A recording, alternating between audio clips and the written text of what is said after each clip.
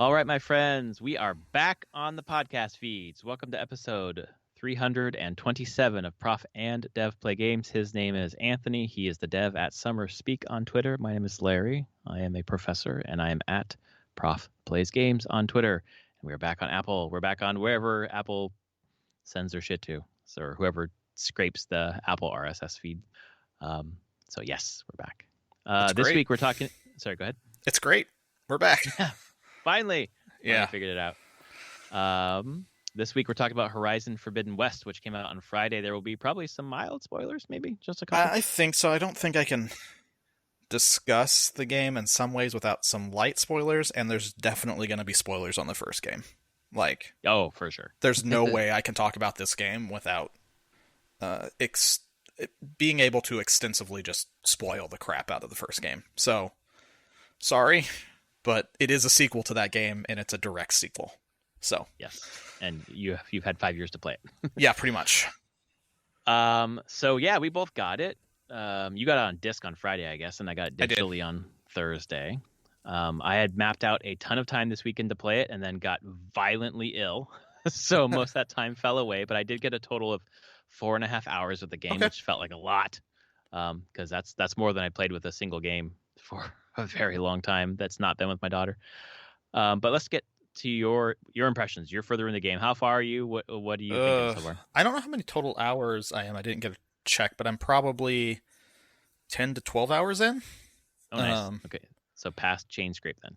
I am past Chain Scrape and the embassy story piece. And I'm in the middle of the next story mission. I decided to let's take a step back in the fact of this is Horizon. There's a shit ton to do on the map. Oh my god, yeah. Like, it's just there, and there's things to do. And before leaving Chain Scrape, I had like done everything in that chunk in the Daunt. Which this will be the mild spoilers, which is Zion National Park.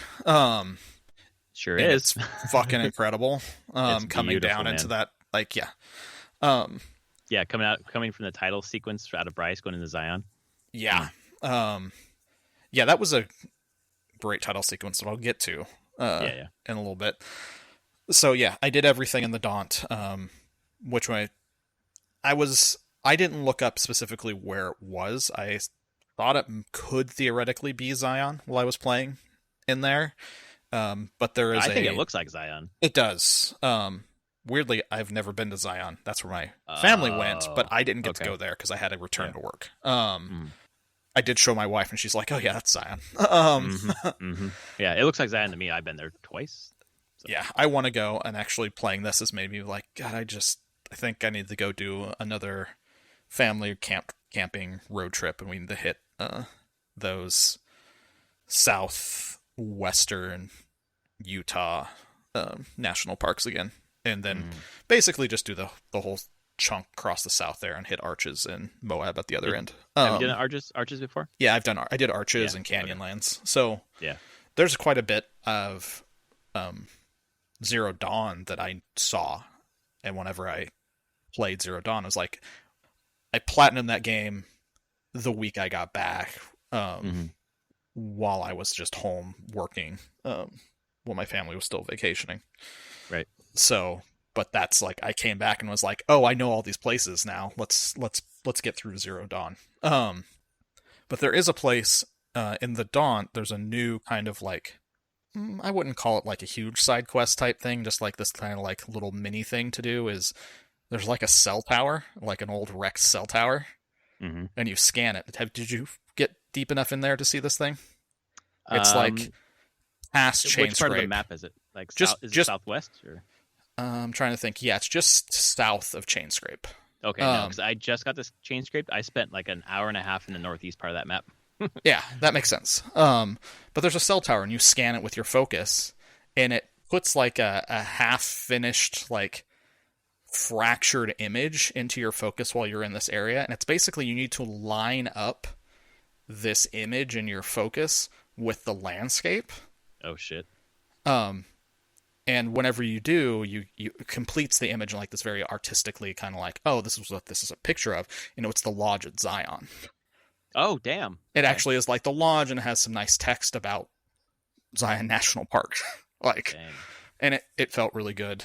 Are those like the vantage points from Horizon Zero Dawn? No, there's still vantage points as well. Okay. Maybe they're the vantage points. I don't know. Because that's the vantage points where you like saw what it used to look like in Horizon. I think these are like the vantage points. Then I think there's they list them out as in the collectibles thing. And there's I think 9 total for the. Okay. I've only found the 1. But that was a really cool thing of just seeing that, and yeah.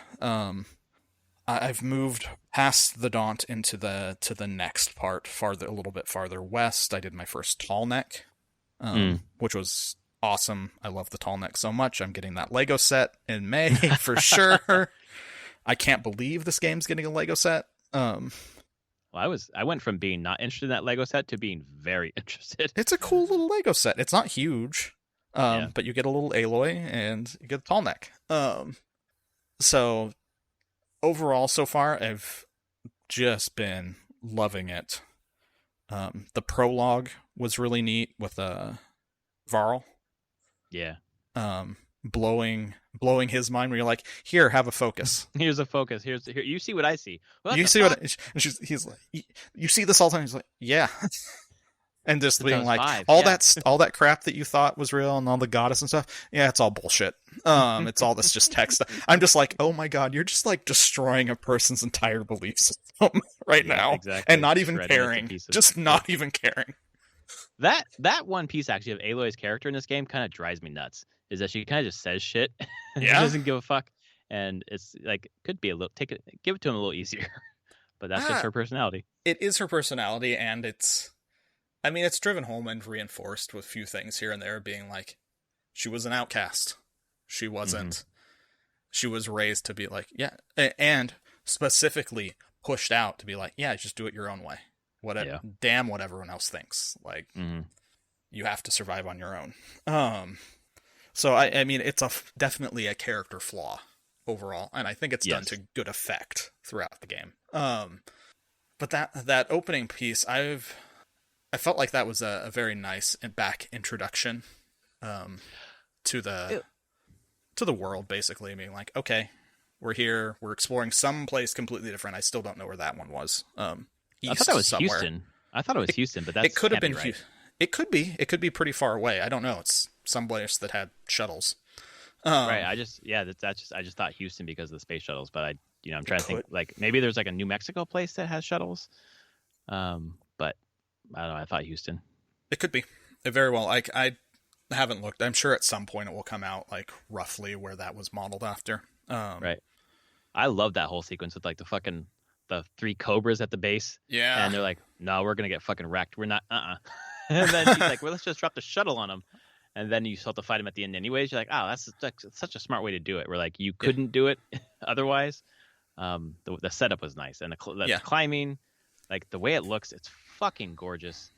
That game. I had the bug, which finally has been fixed. It wasn't yesterday, but apparently it worked today. Where when you're on resolution mode, if you spin the camera, like it's just 50% brighter. Weird. And then you stop spinning and it comes back to normal, and then and it's like so fucking distracting. I had to turn it off and go to performance, and then today I did it again and it was fixed. But I was like, nah, I like performance. Like I can very easily see the difference between 30 and 60 now. Yes, I can pretty well. I played that intro part in resolution. Until like chain scrape, and then I was like, I turned on performance, and I was like, no, I can't go back. In general, like it was just so noticeably crisper and smoother. And you're on a 1080p monitor, aren't you? I am, but it doesn't make a difference. Like, I wish I could. What the resolution would be on that monitor then? So it's not. So the resolution mode isn't just higher resolution. Oh, okay. It's the ray tracing and things like that. It's cool. Like it's the higher graphic fidelity mode. Got it. Which is fine, and the game looks absolutely stunning in that mode. And I will turn it on to take pictures at vistas and things, because and that's the nice thing about it, is it's just a quick toggle in the options menu. Nothing like there's no restarting, there's nothing. It's just like there's no reloading even. It's just super quick. So it's very quick to turn it on get my screenshot that I want, or just look at the like environment how I want to look at it, and then switch it back to performance to continue playing. Right, and because it's so quick, I wish it were like a button press, like on Master Chief. You like hit the whatever button it was, and it go to like what it used to look like, what it looks like now. If you could do like whatever button press, R2 plus circle plus touchpad. Yeah. Something you wouldn't normally do. But yeah, I've enjoyed going back and forth sometimes, being like, God, this looks amazing. What does it look like in resolution mode? And it's not like it looks bad in performance mode. Like hell it's no, still dude, it still looks really good. Right, like it looks so stunning in performance mode. I don't even care that much. But you're right, for pictures and stuff like that. But the way that the thing that like the things that I disliked about Horizon Zero Dawn obviously were the climbing that I've talked about 100 times, the facial animations, in the cutscenes specifically. Yeah, let's put a pin on that facial animation stuff. We'll come back to that. We're definitely gonna come back to one. And I guess in some way the way that you did the combat was just too much for me. Too many options, like taking out the pieces of the whatever the machines. Very slow and deliberate. I fucking love it this time. I love it. I love taking off all the pieces one by one. Like I think it's done. Maybe it was different in the first one. I can't remember, but like I only have arrows and the freeze bombs. Basically, I don't have that many choices, and it's much nicer for me. You'll get more, and you get. Yeah, I mean, you get to equip. Like I have 3 different bows equipped, like on my wheel now, based on the type of arrow that I might want. I have like a sharpshooter bow, which has 1 arrow type, but it does high shred damage, so it pops that stuff off, like components off that I'd want, and it's super accurate, but very slow to reload. I have the hunting bow, which you're using, which is just like my tried and true. I just stick with that most of the time. And then I have a bow that will do ice shots. Nice. Again, that's the thing. You have your wheel, and I think you have 6 weapons on the wheel, and you'll cycle through what you have equipped depending on like the type of machines that you're up against in the area. So it's fine. I mean, there's a lot of options, but usually it's just like, okay, have things that do different elemental, have something that can shred off parts, and then just have something that's just like generally strong against human opponents, just dealing damage in general. Right. Well, I heard, but it's pretty easy to manage, I think, overall. I like in the accessibility options where you can make it even slower. I turned it down immediately. And I have a colleague who does accessibility work on campus. And she mentioned, accessibility options, obviously benefit students who need it, but accessibility options historically have also benefited everybody.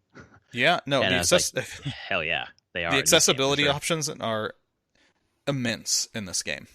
Like, just go through those options, and there's so much you can turn on and off. There's more options there than any other set in the game. All the other, there's more there. You can reprogram all the buttons. Yeah, like that's amazing on a controller, and I think Sony did the same thing with Last of Us 2. Yes. This is just a big. Sony has an internal team that works with their first party devs who, like, the last couple years have just been like, honestly, probably the last 4 or 5 years have just been helping getting all these initiative of accessibility options, dense accessibility options into the games. And it's showing now. So I mean, it's I don't know if there's, I don't know at all, but I don't know if there's more to go. If there's ways to make it even better, there probably is. Sure. But I love how it's like, they've done the different kind of whatever the story mode, the different difficulty levels, but then you can customize it. Yep. It's like that's such a cool extra layer. Like you can make it so you don't have to shred the components off the animals or the machines, which I left on because I think about turning it on, and I was like, well, actually, I kind of like this. I'm going to leave it. But I turned on the slow down the wheel, and I turned on always make the climbing things in the environment highlighted because of the climbing from the first game. I fucking hated it. So I just want to see where they're going to let me climb and not. So I'm not going to jank my way fucking across the map. And that's cool. It's just like little yellow lines. It just makes the traversal stuff a little less frustrating. I would agree. I think the like while the climbing isn't free climbing as seen in other games, Breath of the Wild and like Odyssey also did the free climbing thing. Yes. Mm-hmm. Yep. It's better than it was in the first game. Yes. And I do see there's a certain trade-off they're doing here. Like Breath of the Wild and Odyssey, did Odyssey have a stamina bar as well? They did not. No, Odyssey did not. Okay, you just climb wherever. Yep. So what I think they're doing here is they're just like, okay, for Horizon, they were just like, we don't want a stamina bar. There is no stamina for climb. It's just like, you just have to be a little bit more methodical about where you're climbing. Right. I've never found, in this game, I've climbed a lot of stuff and haven't really found it hard. And some of the climbing pieces they want to put in as little puzzles on how you climb up something, which are fun to solve, I'll be honest. Well, I like climbing up the space shuttle where you kind of feel like you're in the climbing mode on the outside, and then it's like, hey, that little latch is open, or whatever, that hatch is open. And I'm like, oh, I got to climb inside now. Cool. I wasn't thinking about that. Yeah, and there's been some pretty, I would say, more in-depth climbing puzzles. Not too hard, but it's just a little bit of like, okay, I'm here, I've climbed up to this point, I don't have a ledge I can go up to higher here. Now let me pan around and see what I can see. Oh, there's a pullcaster spot I can jump off to and start climbing another spot. I can open vents to give myself new handholds. Again, the game is very much, and the first one was about this too, was environmental puzzles and exploring, and the climbing in this builds on that in a lot of ways, and I appreciate it because I've had a couple. There's been like 2 or 3 out in the Daunt area and the next area that have just been fun environmental puzzles that I've just spent like 15 minutes solving, going through it, and different climbing, breaking things, scanning, the whole thing. Basically what I think of when I think about playing Horizon overall. Yeah. So I love the pullcaster. I was watching a video, like a couple of videos, like 8 tips you need to know to start the game or whatever. I watched a couple of those things. And it's like, if you're ever stuck somewhere, use the pullcaster. Look around. There's probably something you can do with the pullcaster, or some door you can probably open with your spear. That pullcaster is pretty cool. It is. And I also really like the I forget what it's called, but where you jump and you throw your pullcaster and it pulls you toward. Yep. Whatever the fuck that's called. That's a cool mechanic where you do that and you hit circle to fucking fly up. Launch yourself. Yeah. Yeah, it's been very cool. The traversal was that was the other thing I was thinking of earlier. The traversal in Horizon Zero Dawn wasn't my favorite, and the traversal so far in this game, it's fucking perfect. Like, it's there much is smoother. Limitations. It's much smoother. There are limitations, like you say, you can't climb everything, for example, but you can climb enough that it feels like I have enough. Like, I've got it. Like, I went to the the northeastern part of the Daunt, and it's where there was a burrower site at the very top north of the mine. Yep. And there were handholds on the wall, and I was like, oh, where does this go? And I just went up to like this little pool that fed into the waterfall, which led into the thing below, where the burrowers were. I just sat up there and fucking took pot shots at them until they all died. And it just felt like it was just enough to get me to where I wanted to go. I didn't have to jank myself up to see that thing that was there. And it was just a nice pool. Like, cool. I didn't need to go higher than that. And there were no handholds to go higher. It was perfect. It was well done. Yeah. I think that has been great overall. You mentioned the traversal. You haven't got it yet, but I have a glider now. I want that. Yeah. Every open world game is better with a glider. I'm just going to say it. It's so good. I'm just going to jump off this thing and deploy this and glide down somewhere. And they do use it in their puzzles as well. Like, oh, that's so cool. Like, and they're good about using voice cues and stuff, of being like Aloy saying, oh, I think I can glide over there. The voice cues in this game, by the way, are fucking awesome. Yes. It's only been 4.5 hours for me, but there's probably like 5 or 6 times where she said something. I was like, huh? Oh, shit. And it's just like, it's a hint. It's just enough of a hint to fucking like help me out when I wasn't looking for that thing, whatever it was. Yeah.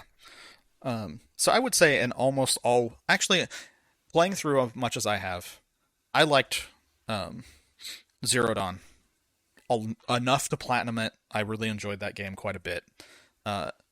Gameplay wise, Forbidden West is everything that game was and better.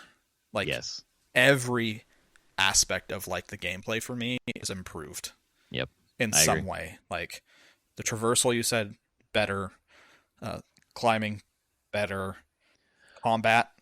It's similar combat, but it does feel better. Like I feel like it's more precise. It does. It feels like I feel like I'm once I slipped back into the combat, I'm like I'm not avoiding fights with machines usually because Yes, I have a good time fighting the machines. I agree. Yep. And I feel like it can be successful at it. And so that feels better. The puzzles actually I think are just straight up better than the first game. What I've experienced so far, like every little thing just seems better.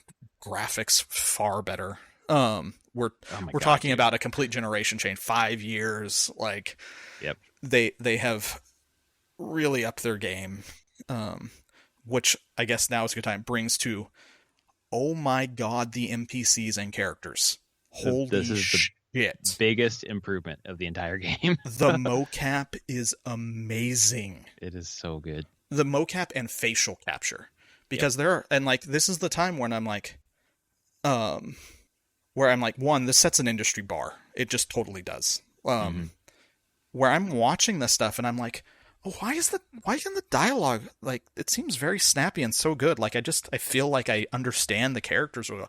It's not just because the dialogue's fine. It's well acted, and I don't think it's like overly verbose or anything. It's just like, yeah, it's fairly well written. Yeah. It can be to the point because I can get the emotion from their face and their movements, like, and they use it.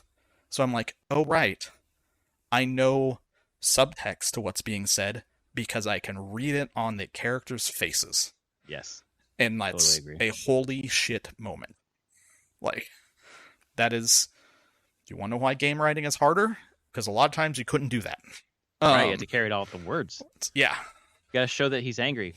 Well, you can't show he's angry with the character model. No, you got to write it in words. Oh, you got to have to somehow do it with words. Right.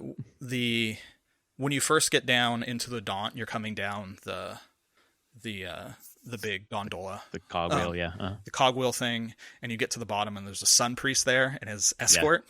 Yeah. There's a point where he's like, the sun priest is like, whatever, he's like, no, you have to say my title first, and he keeps repeating, like, and the guy is just like, he clenches his fist and like grimaces and then just says it, and I'm like, but you can see him like tighten his fist like in frustration, and I'm like, holy shit, like, that just conveyed so much with not having to use words, and it's amazing.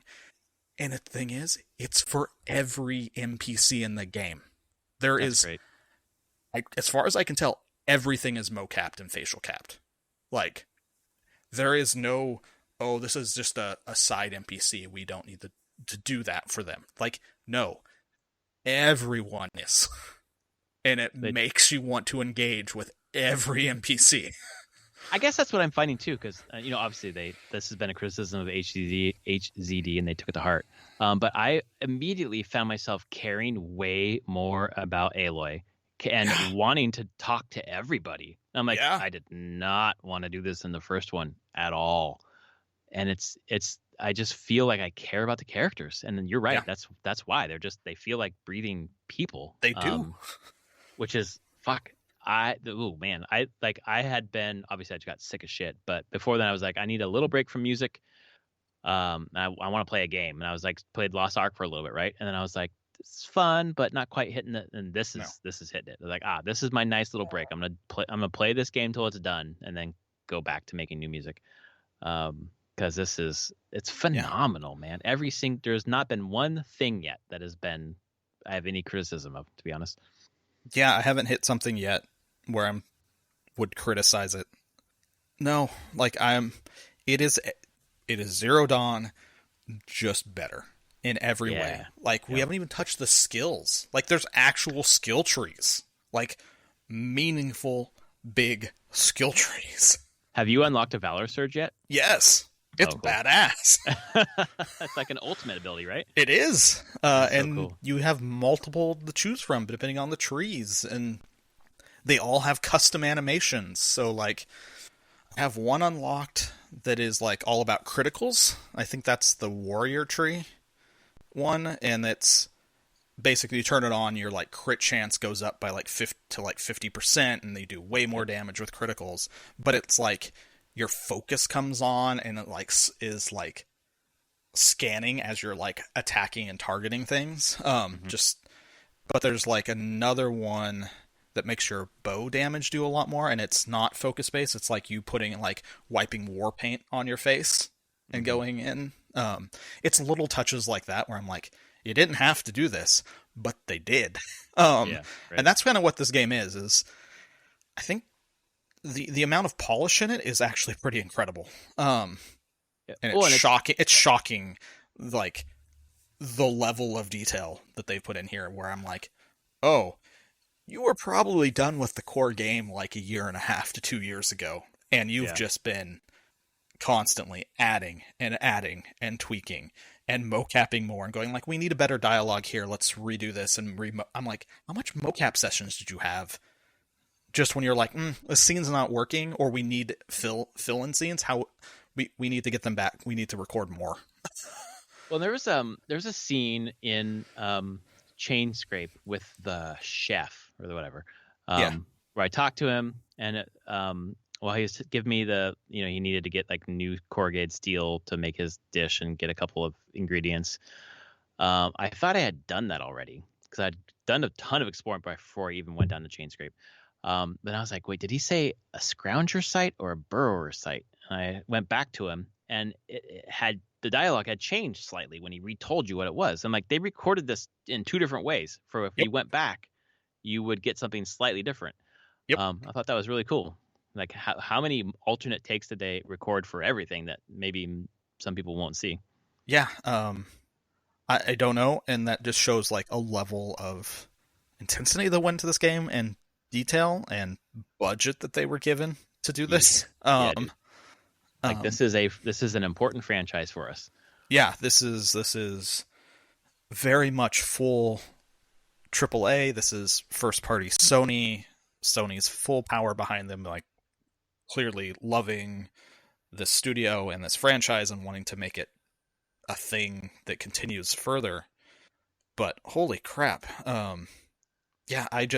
There's a lot of times I just can't get over. I'm like, how absolutely polished this game is in so many ways. There's still a little open world jank here and there, like animations will kind of clip sometimes on Aloy when I'm doing fast traversal and stuff, but it's stuff that I can forgive that for how polished so many other things are all the time. Yeah, exactly. Like, I had my camera jitter out when I was going down the cogwheel because I didn't realize I thought it was a cutscene. I didn't realize I could do anything, so I could have turned my camera, but I went right into a mountain, and I was like, "What's happening?" I'd move my camera. I was like, "Oh, this is not a cutscene." You're not the only one to do. Like, I didn't move it either for a little bit. I was like, "Oh, I can move it," and then we can get to the like, what you spent 2 hours in the game, and then you actually get like a little bit of downtime, and then you get your like 4-minute title card sequence. Oh my god, that title card sequence! Like, I don't know. When I think of those sequences, I think of like Naughty Dog. I think of Last of Us 2. This is the best one in any game. I love the song. I love the scenery.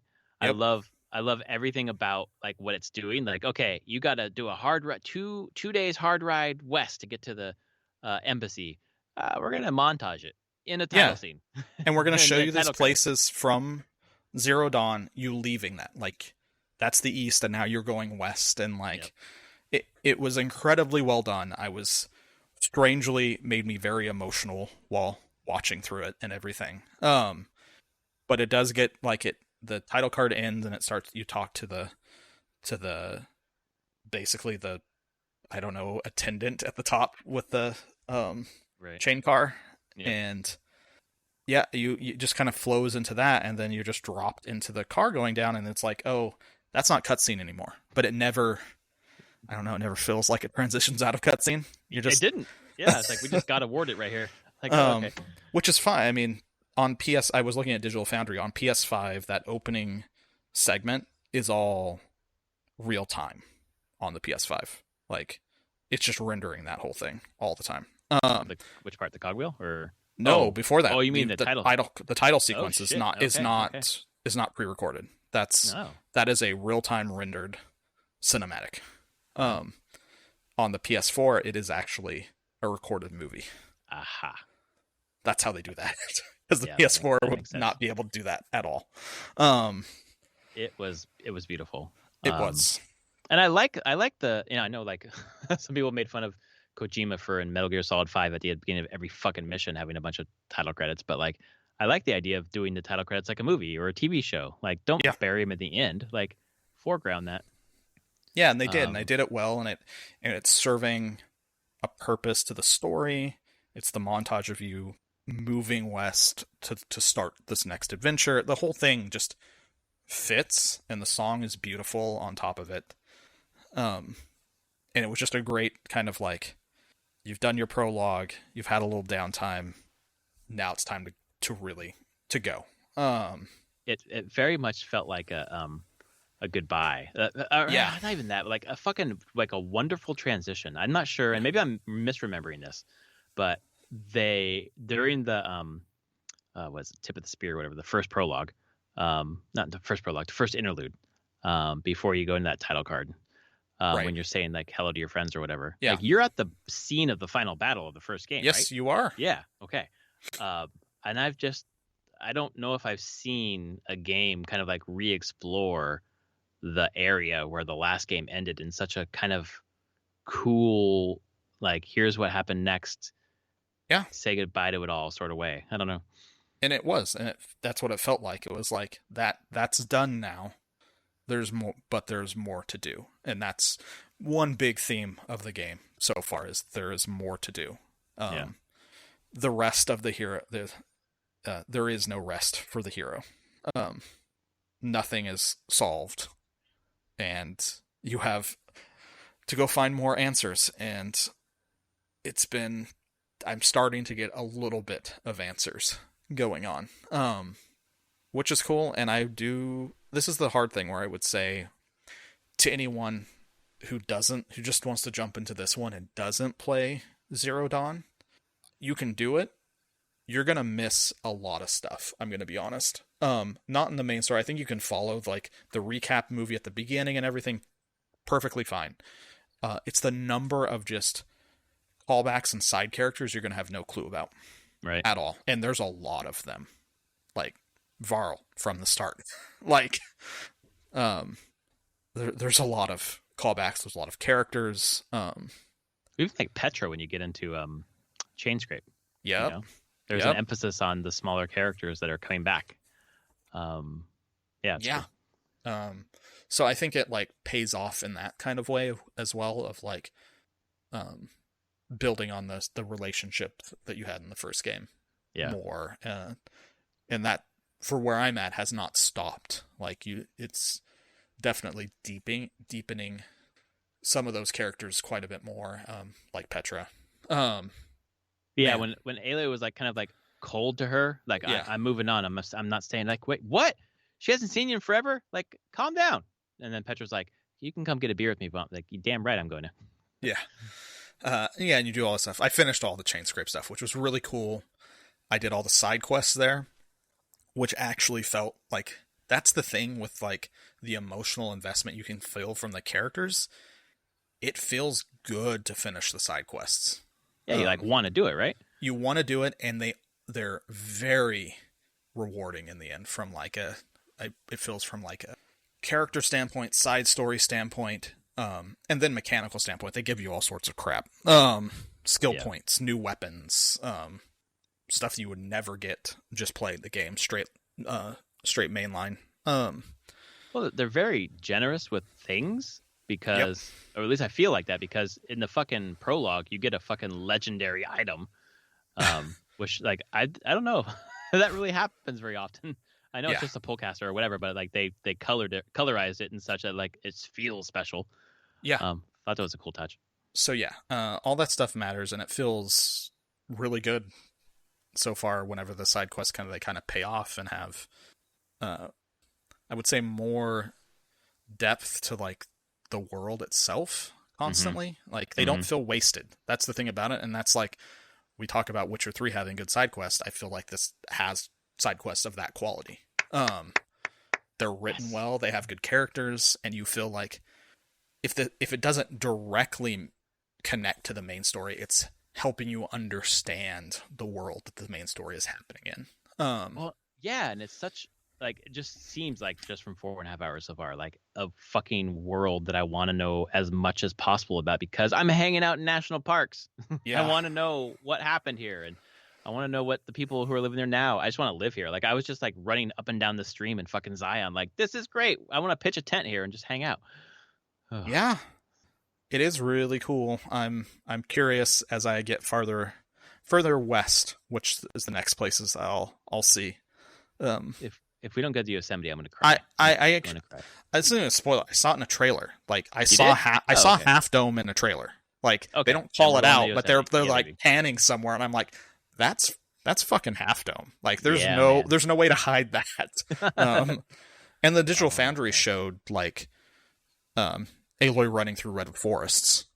So I don't know if they'll go super far north, like into Redwood Forest, but I bet it would be like Muir Woods if you're around San Yeah. Francisco area, which they've shown in trailers, which you're going to. So, yes, we're going to see some of this, but I'm very curious about the part that I'm in. Like you have Zion, which is actually very close to like Vegas area, Yeah. Nevada. So I'm like western part very of Mesquite. curious, like what the Nevada chunk is going to be, because that's kind of where I feel like I'm getting into now. Like the And it's dam. not the there's like is that going to be there? Is like Hoover Dam? Is the Colorado River stuff going to be there?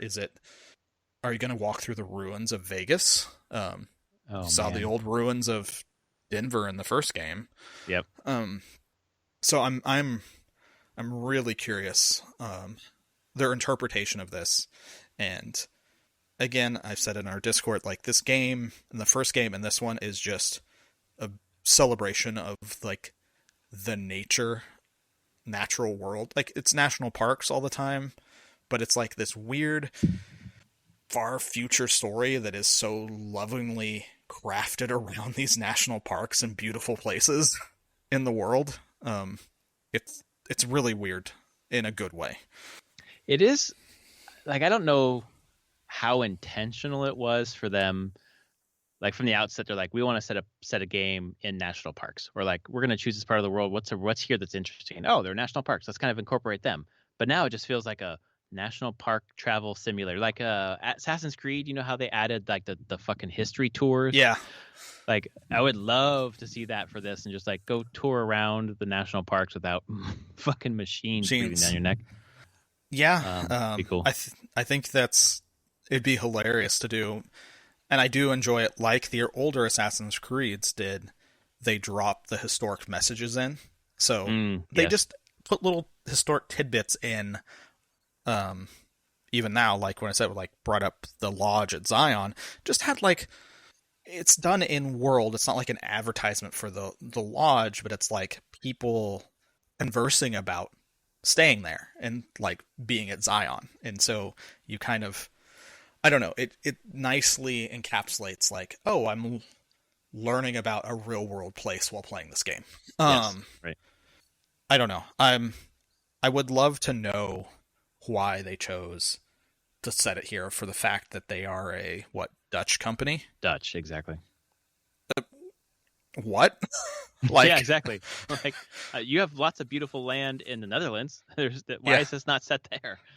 Yeah, set there or just somewhere closer to them. But they're like, no, we're setting it in southeastern and southwestern Utah for the first game, and then from that point west for the next game. Which does open up the thing of if they want to start making, like they made the second one, and I can only imagine it's doing very well for them. Does this open up more of a franchise kind of thing? Can they do other games that aren't Aloy in different parts of the world?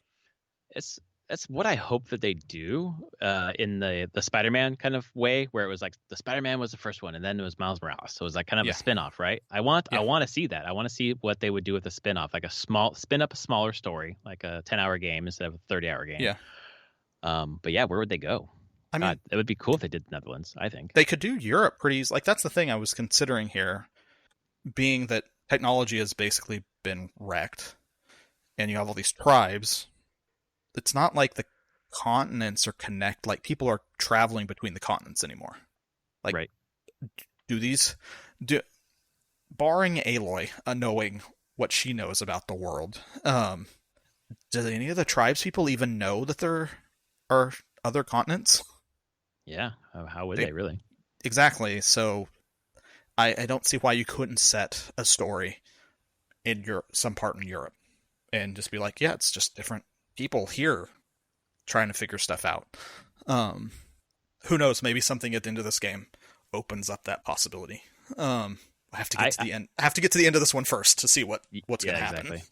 Yeah, the next one I can see him like going south to Mexico or Mexico, like any of the continents. Yeah, any of the continents, any far-flung places. Yep. There's the possibility that they could tell stories there. So I'm curious how that might play out. This is the franchise, that we were talking about with Bungie, where they get to move into like movie and TV or whatever. Yeah. Like I want to see Horizon explored in other media, books, movies. Yes. Like, and God damn it, 2 weeks. Like when you said that you had seen Yosemite in a fucking trailer, is because I haven't watched any of them because I didn't give a fuck about Horizon Forbidden West. I didn't like Horizon Zero Dawn that much. It was okay for me. And then just this review cycle where like, the stuff was popping up in Discord and all these different videos. And I started just the rabbit hole and watching more and more. And I was like, all the reviewers are talking about the same things that they didn't like about the first one that I didn't like. And they're saying that they're fixed and that they like this one a lot. Oh no. And then you're like, just go traipse around the redwood forest with Aloy. I was like, okay, I think I'm probably sold now. And I did that $60 upgrade to PS5 thing, which was nice. And I'm so glad I did. Like 2 weeks ago, I wasn't going to buy this game, and I did. And I'm like, this is amazing. So yeah, I don't know, man. I don't know. Story-driven action adventure games, they can be really good. Yeah, this one the story's hitting, man. Yeah. The story and the characters are hitting. And then the machines are, it just makes everything else fun. Like I've had so many moments in combat where I was strafing and this fucking beast is running toward me and I just shot a perfect fucking arrow shot right into one of the canisters and just blew the fucking thing to pieces.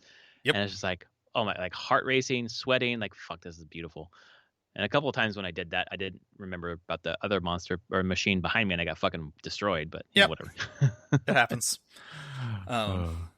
There is, really quickly, there are two. I mentioned the one graphical glitch. There's a second one, and I don't know if it's like a purposeful thing, but every time that I load into the game, where you start the game and then it gives you like the title screen, or not title screen, but whatever the loading screen is, then you hit X to continue.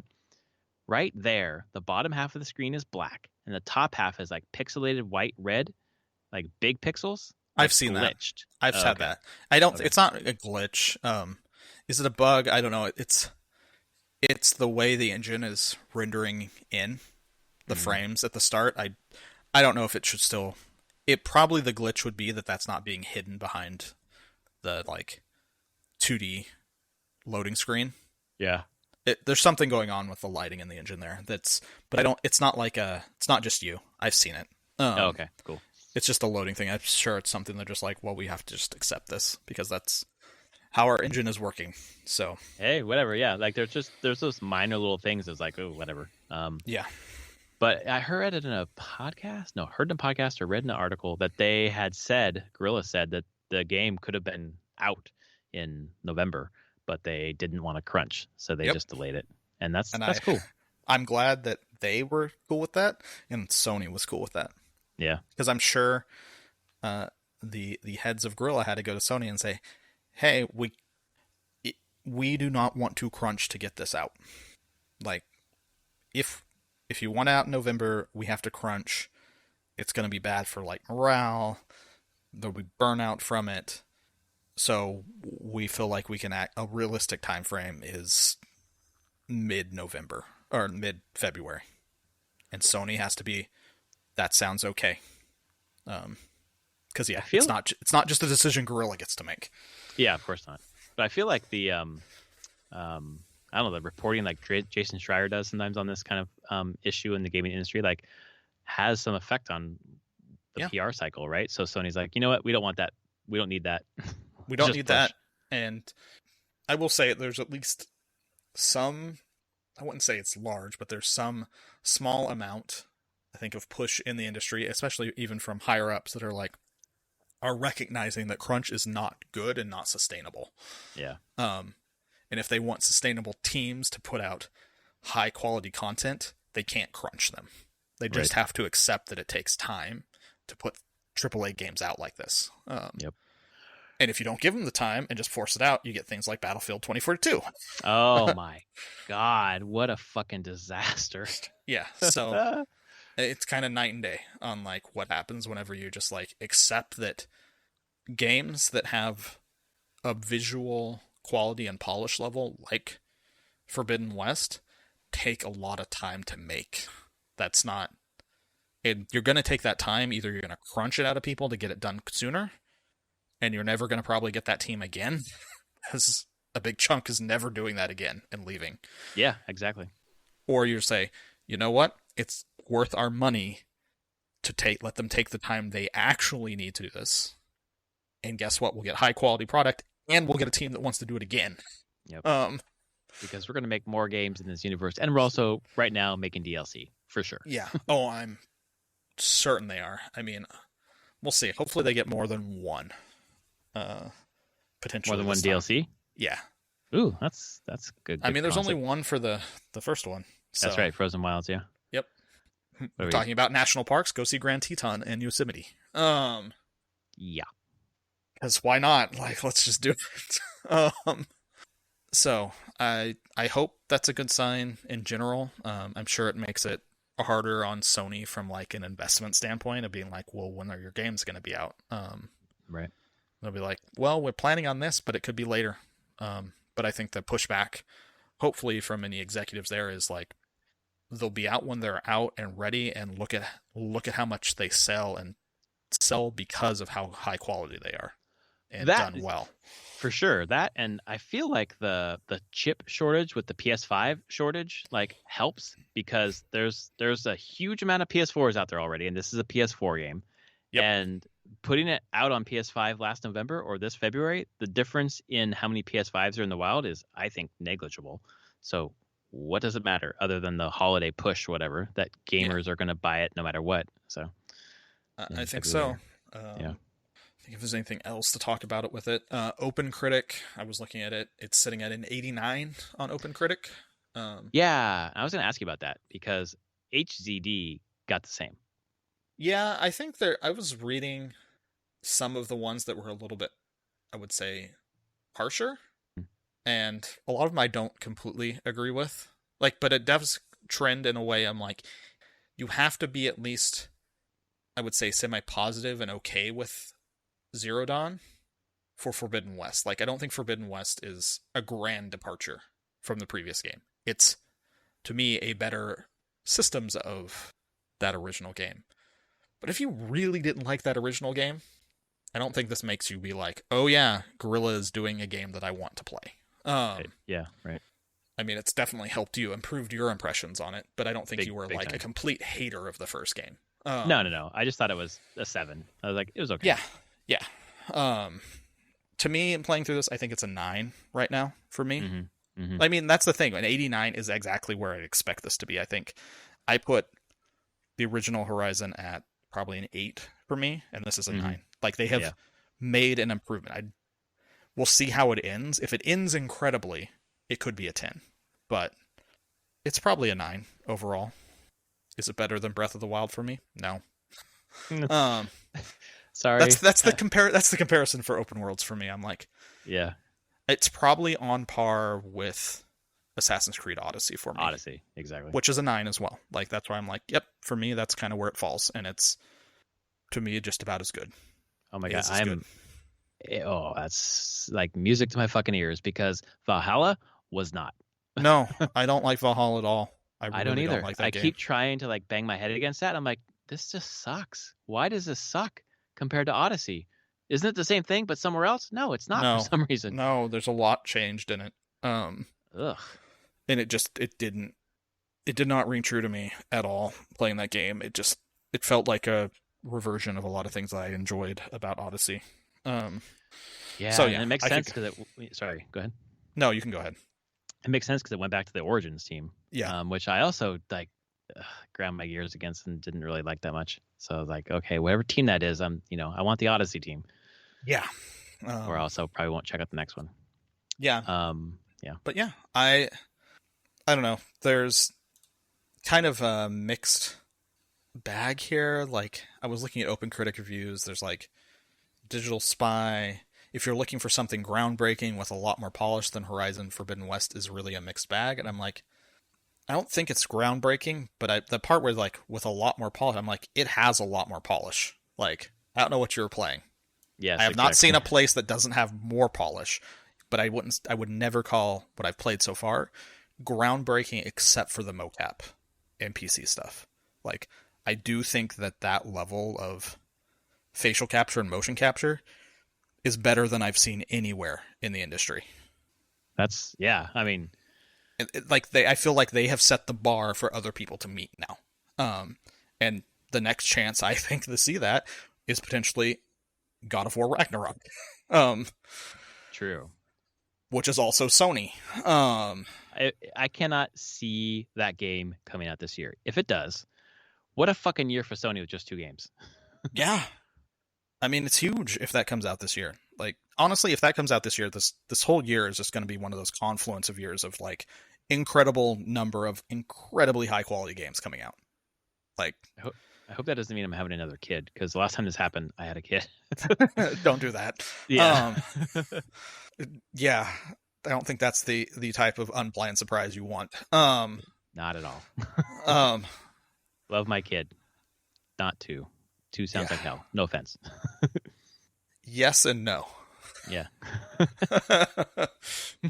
Better in some ways, not better in other ways. It's always a trade-off. I mean, that's kid. That's kid in general. Yes, exactly. One kid is also a trade-off. So I don't know. I was reading through some of the lower reviews, and some stuff just doesn't land for people. Like, I saw stuff that people were just they were still like, I don't like the combat. I'm like, okay, I don't know what to tell you. I think it is better, but I do too, man. But there's definitely a thing of being like, it's still an iteration of the combat from Zero Dawn. It's not, they did not completely rework the combat loop in this game. They made it, They improved it, they fixed problems that people were having with it and made it smoother. Like, the melee is far smoother, there's combos and the whole thing. Yep. But my whole thing is if you just do not like the type of combat this game's about, Forbidden West isn't going to make it better for you. No, because it's not fundamentally changed it at all. It's just iterated on it. Yeah, it's not crazy different. So a lot of reviews were kind of people. I saw stuff like that where I'm like, okay, you actively really didn't like the first game. This isn't going to give you a drastically different game. It's just going to give you a better version of that first game. Right. A pretty well improved version of that first game, but it's shares the same DNA through and through. So, which is fine. I think it's sitting at 89 is fine. Honestly, I've come to the conclusion in the modern day with how game reviews are now, any game getting a 90 or above is incredibly rare. Yeah. And from a Metacritic standpoint, because there's so many people that are just contrarian. Yes, right. That's true. But get picked up. You read them and you're like, I feel like I'm reading somebody that's just wants to go against the grain and dislikes this game. Yeah, I'm trying to figure out why that gets picked Metacritic. up.